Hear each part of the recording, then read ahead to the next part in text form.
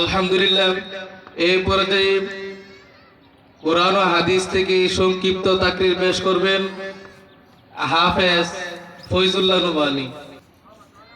আসসালামু আলাইকুম ওয়া রাহমাতুল্লাহি ওয়া বারাকাতুহু।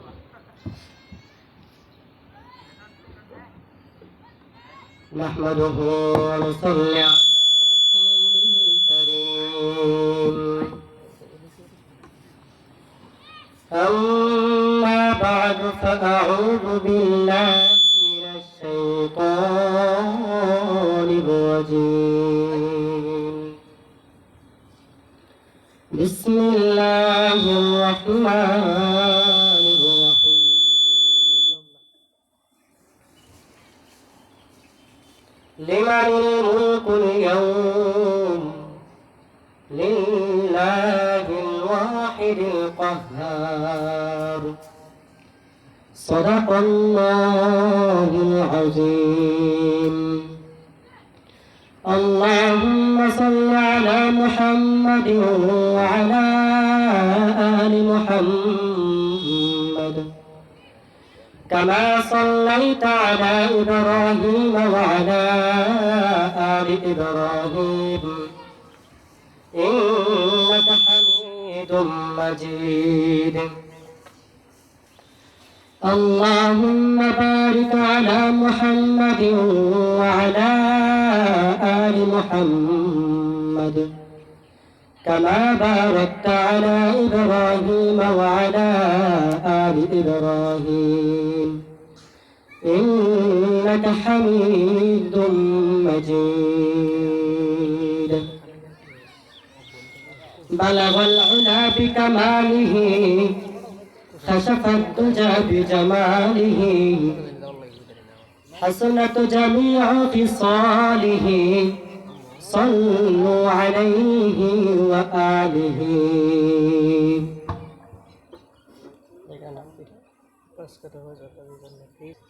আলহামদুলিল্লাহ, আল্লাহ তাআলার কাছে লাখো কোটি শুকরিয়া জানাই যে মহান পরওয়ারদিগারে আলম এই গ্রামের ভিতরে একটি সুন্দর জান্নাতের মজলিস তৈরি করাকে এবং এখান থেকে কিছু সহবত নেওয়া এটাকে কবুল করেছে। আপনারা নিয়ত করে থাকেন আজকে মাহফিলে আসবেন, শেষ পর্যন্ত শুনবেন। আল্লাহ তাআলা সবাইকে কবুল করুন। দুনিয়াতে আমরা এসেছি, আবার চলে যেতে হবে।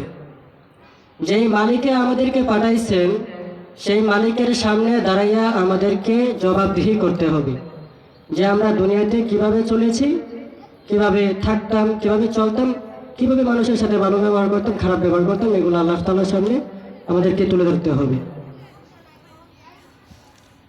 হযরত উমর রাদিয়াল্লাহু তাআলা আনহু রাতের গভীরে ঘুরে বেড়াতেন, দেখতেন কে কিভাবে আছেন। অর্ধ জাহানের খলিফা হযরতে উমর রাতের বেলায় ঘুরে ঘুরে দেখতেন কে অনাহারে ভুগছেন। যেই উমর জান্নাতের টিকিট প্রাপ্ত উমর, সেই উমরও গাছের দিকে তাকায় বলতেন, ওগো আল্লাহ, তুমি যদি আমারে উমর না বানাইয়া গাছের পাতা বানাইতা, ওই গাছের পাতা যেভাবে ঝরে পড়ে যায় ঠিক সেভাবে আমি পড়ে যাইতাম, আমার কোনো হিসাব দিতে হইতো না। কাল হাসরের ময়দানে আল্লাহ তাআলার সামনে উমর দাঁড়াইবে, এটাকে ভয় পাইতেছি। আর তুমি মুসলমানের ঘরে জন্ম নিয়া এমন ভাবে চলাফেরা করতেছো যে তোমার মনে হয় যে মৃত্যু নেই, তুমি চিরকাল বেঁচে থাকবে, এরকম মনে হচ্ছে। দুনিয়াতে আসছি, চলে যেতে হবে। আসছি অনেক সহজে, যেতে হবে কঠিন ভাবে। তো দুনিয়া থেকে আমরা যেন কিছু নিয়ে যেতে পারি এবং এই মাহফিল থেকে যেন কিছু শিখতে পারি, আল্লাহ তাআলা কবুল করুন। হযরত উমর রাদিয়াল্লাহু তাআলা আনহু রাতের গভীরে অন্ধকার নির্জনে ঘুরে ঘুরে বেড়াতেন আর দেখতেন তার প্রজারা অবস্থায় আছেন, কোন প্রজা কিভাবে আছেন। ওমর রাদিয়াল্লাহু তাআলা আনহু রাতের গভীরে ঘুরে ঘুরে দেখতেন। একদিন ওমর রাদিয়াল্লাহু তাআলা আনহু ঘুরতে ঘুরতে তাকায় দেখতেছেন এক বাড়ির মধ্যে আগুন জ্বলতেছেন। তখন ওমর রাদিয়াল্লাহু তাআলা আনহু সামনের দিকে আগায় যাইতেছেন। সামনে গিয়ে দেখেন এক মহিলা তার বাচ্চাদেরকে নিয়ে কি যেন রান্না করতেছে। বাচ্চাগুলা কান্না করে ওমরের কাছে বলতেছেন, তার মার কাছে ডাক দিয়ে বলতেছেন, মা কি রান্না করতেছে, কোনো রান্না হয় নাই। ওমর রাদিয়াল্লাহু তাআলা আনহু দূরে থেকে দাঁড়ায় দাঁড়ায় দেখতেছেন। তার মা বলতেছে, এই তো হয়ে গেছে, আর একটু অপেক্ষা করো। অপেক্ষা করতে করতে বাচ্চাগুলো ঘুমিয়ে পড়েছে। ওমর রাদিয়াল্লাহু তাআলা আনহুর বুঝতে আর বাকি নাই। ওমর রাদিয়াল্লাহু তাআলা আনহু ডাক দিয়ে বলতেছেন, ও আম্মা জান, আপনি কি রান্না করতেছেন? বাচ্চাগুলো আপনার কাছে কান্না করতেছে, আর আপনি তাদেরকে হয়ে গেছে বলতে বলতে তাদেরকে ঘুম পাড়ায় দিলেন। মহিলাটি ডাক দিয়ে বলতেছে, কে বাজান, কে তুমি? আমার দুদিন যাবত এই বাচ্চাগুলা উপাস, খাবার পাই না, খাবার মতো খাবার দিতে পারি না আমি। হযরতে উমর ডাক দিয়ে বলতেছেন, আম্মা জান, আপনি একটু অপেক্ষা করুন, আমি আসতেছি। উমর রাদিয়াল্লাহু তাআলা আনহু দৌড়ে চলে আসলেন। 2 বস্তা আটা তার মাথার মধ্যে নিলেন। উমর রাদিয়াল্লাহু তাআলা আনহু যখন তার মাথার মধ্যে আটার বস্তা নিলেন, তার খাদেম ডাক দিয়ে বলতেছেন, আপনি হলেন অর্ধ জাহানের বাদশাহ উমর, আপনি যদি আটার বস্তা নিয়ে যান মানুষে খারাপ বলবে, আটার বস্তাটা আমার কাছে দেন। উমর রাদিয়াল্লাহু তাআলা আনহু ডাক দিয়ে বলতেছেন, এ খাদেম, কাল হাসরের ময়দানে আমার গুনার বোঝা আমাকেই বইতে হবে, তোমার না। বরং এই আটার বস্তাটা তোমার নিতে হবে না, আমি নিতেছি। হযরতে উমর আটার বস্তা নিয়ে আম্মাজানের বাড়িতে রওনা হলেন। আম্মাজানের বাড়িতে গিয়ে আটার বস্তাটা দিলেন, নেন, এগুলা রান্না করে সন্তানকে খাওয়ান। আম্মাজান 2টা চোখের পানি ফেলে উমরকে ডাক দিয়ে বলতেছেন, কে তুমি? এই কঠিন মুসিবতের সময় আমাকে সাহায্য করেছো। এইখানে বর্তমানে যে বাচ্চা আছে, তারে যদি বাচ্চা না বানাইয়া তোমারে আল্লাহ তাআলা বাচ্চা বানাইতেন, কতই না ভালো হতো। উমর রাদিয়াল্লাহু তাআলা আনহু কোনো উত্তর দেয় নাই। উমর রাদিয়াল্লাহু তাআলা আনহু দূরে দাঁড়িয়ে দাঁড়িয়ে দেখতেছেন আম্মাজান রান্না করতেছে, বাচ্চাগুলোরও দিতেছে, বাচ্চাগুলো খুশি হইয়া সেই খাবারটারে গ্রহণ করতেছে।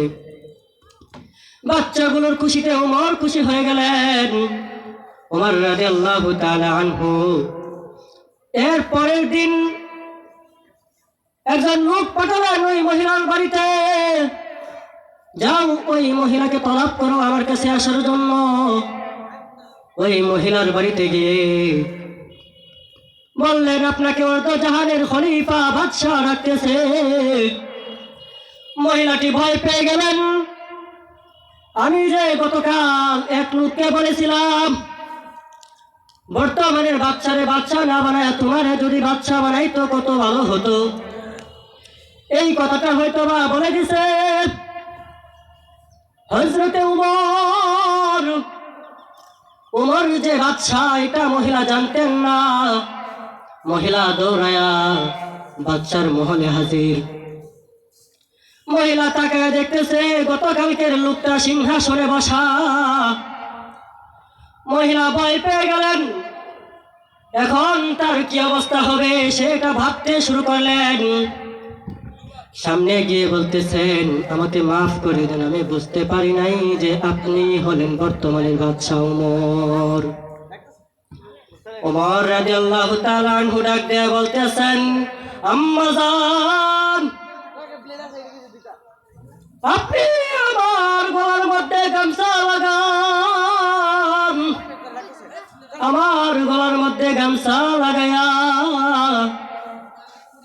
এই মক্কা মদিনা নগরটা ঘুরান, কারণ কাল হাসরের ময়দানে গলার মধ্যে গামছা লাগায়া ঘুরতে চাই না। আমি ওমর কবরটারে অনেক ভয় পাই, আমি কাল হাসরের ময়দানে ওই জাহান্নামে যাইতে চাই না। মহিলাকে এই কথা বলার সাথে সাথে মহিলা হতবাক হয়ে গেলেন। আমি জানতাম না তুমি উমর এই জাহানের বাদশাহ। মহিলা কিছুই বললেন না। উমর রাদিয়াল্লাহু তাআলা আনহু ওই মহিলার জন্য প্রত্যেকটা মাসে মাসে তার খাবারের ব্যবস্থা করে দিলেন। এই উমর রাদিয়াল্লাহু তাআলা আনহু রাস্তা দিয়ে হাইটা যায়, গাছের দিকে তাকায় বলতেছে, ওগো আমার আল্লাহ, তুমি যদি আমার উমর না বানাইয়া গাছের পাতা বানাইতা, ওই গাছের পাতা যেভাবে ঝরে পড়ে যায় আমিও পড়ে যাইতাম, আমার কোনো হিসাব দিতে হইতো না, কাল হাসরের ময়দানে তোমার সামনে দাঁড়াইতে হইতো না। যে উমর দুনিয়াতে থাকা অবস্থায় জান্নাতের টিকিট পেয়ে গেছেন, সেই উমর আল্লাহর কাছে সেই ফরিয়াদ জানাই, এ মুসলমান আল্লাহর গোলাম ইমানদার যুবক, তোমাকে আমাকে কে জান্নাতের টিকিট দিয়েছে? যে আমি মালিকরে বলে গেলাম আমি আল্লাহকে চিনি না, আমি নামাজ পড়ি না, রোজা রাখি না, আমাদের কথা শুনি না, গান বাজনায় লিপ্ত হয়ে গেলাম, কে তোমাকে জান্নাতে টিকিট দিয়েছে? কে তুমি জান্নাতে, তোমাকে কে বলছে তুমি জান্নাতে যাবে? প্রতিদিন মৃত্যু নিয়ে তুমি মুরাকাবা করো, কারণ মরতে তোমাকে হবে। তুমি যতই পালায়ন করো না কেন, মরণ তোমাকে লইবে গিরি। যদিও লাগাও আকাশ পারে তুমি শত শত সিঁড়ি, যতই পালায়ন করো মরণ তোমাকে লইবে গিরি। কবরে তোমাকে যাইতে হবে, তুমি হলে কবর পথের যাত্রী। উমর রাদিয়াল্লাহু তাআলা আনহু যদি এত বড় খলিফা, এত বড় বাদশাহ, জান্নাতের টিকিট প্রাপ্ত উমর হইয়াও যদি আল্লাহর কাছে এই ফরিয়াদ জানাই, ওগো আল্লাহ, উমর রাদিয়াল্লাহু তাআলা আনহু মাটির দেওয়ালের সাথে তার মাথাটারে ঠেকাইয়া আল্লাহর কাছে ফরিয়াদ জানায়, ওগো আমার আল্লাহ, তুমি আমারে মাফ করিয়া দাও, কাল হাসরের ময়দানে আমি আসামির কাঠ গড়াই দাঁড়াইতে চাই না। এত বড় খলিফা উমর এই কথা বলেন, আর তুমি আর আমি সামান্য যুবক। চোখগুলো বন্ধ করিয়া চিন্তা করো, তুমি এখন মারা গেছো, তুমি এখন মারা গেছো, তোমার পাশে সন্তানগুলো বসে বসে কান্না করতেছে, নাই বাবা নাই, দুনিয়া থেকে বিদায় হয়ে গেছে। তুমি এভাবে চিন্তা করো, তোমার আপনজনেরা তোমারে গোসল করাইতেছে, তোমার আপনজনেরা তোমাকে গোসল করাইয়া তোমার লাশটাকে জানাজার মাঠে নিয়ে রওনা হইলেন। জানাজার মাঠে গিয়া তোমাকে জানাজা পড়াইয়া কবরস্থানের দিকে রওনা হয়ে গেলেন। তুমি এইভাবে মুরাকাবা করো, কবরস্থানে গিয়া তোমার লাশটাকে যখন কবরে রাখবে, তুমি পিছন থেকে ডাকিয়া বলতেছ, আমারে কবরে চাপা মাটি দিও না, আমি কবরে যাইতে চাই না, আমি অনেক বড় গুনাহগার, কবরে গেলে আমাকে জাহান্নাম ছাড়া কোনো রাস্তা নাই। তুমি এভাবে মুরাকাবা করো, আপন জনেরা তোমাকে কবরে রেখে চলে গেছেন, কবরে রাখা মাত্র সাপ বিচ্ছু বের হয়ে গেছে, কবরে রাখা মাত্র সাপ বিচ্ছু বের হয়ে তোমাকে দংশন করা শুরু করছে। তুমি এইভাবে মুরাকাবা করো,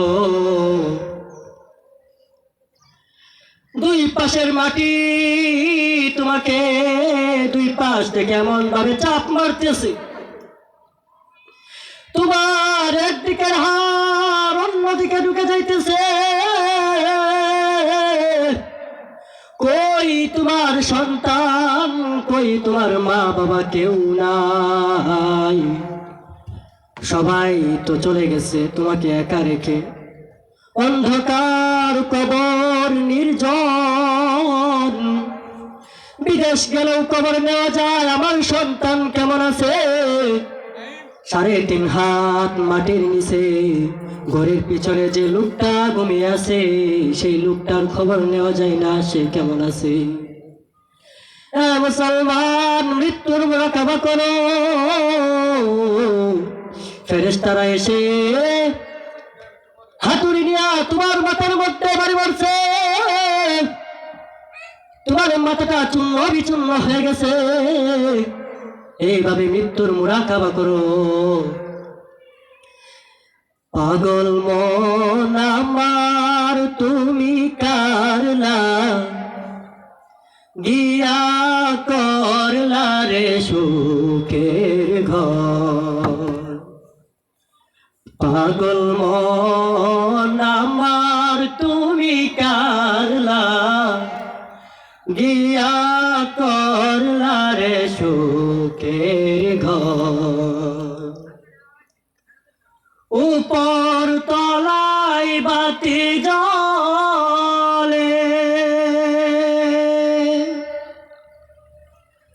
উপর তলায় বাতি জ্বলে, নিচ তলাতে অন্ধকার তুমি কারলা, গিয়া করলা রে সুখের ঘর।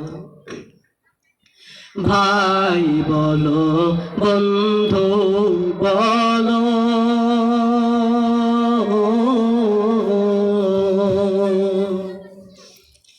নয়তো কেউ আপন তোমার।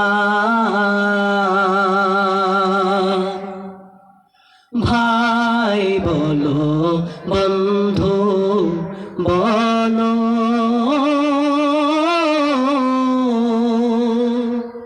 নয়তো কেউ আপন তোমার।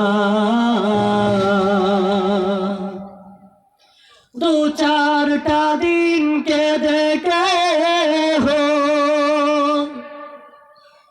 2-4টা দিন কেঁদে হো, লইবে না আর খোঁজ খবর তুমি কারলা, গিয়া করলা রে সুখে